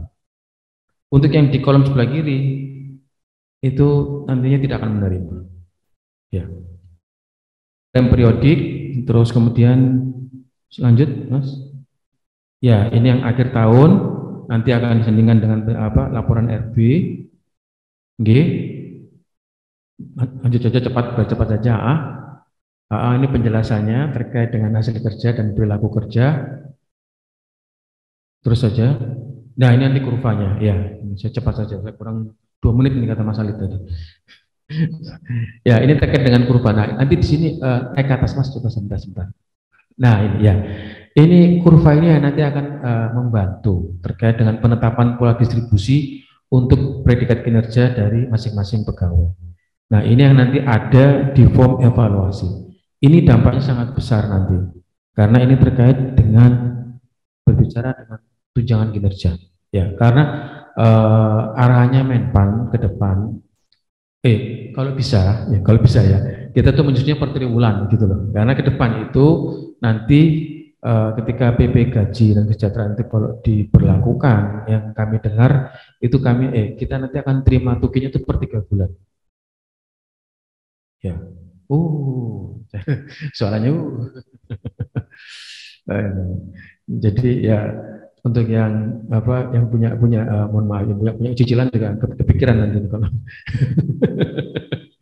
ya ya makanya disarankan oleh Menpan disusunnya untuk penilaian perproduknya itu per triwulan karena itu tadi karena nanti kedepannya kalau PP gaji dan kesejahteraan itu sudah diberlakukan kita akan menerima tukinya itu per 3 bulan udah bukan per bulan lagi kan lumayan loh begitu terima per 3 bulan langsung besar gitu kan kalau yang per bulan kan cuma ya sedikit gitu tapi terserah mau pilih yang mana per bulan apa per triwulan per bulan nah masalahnya katanya Menpan per triwulan gitu jadi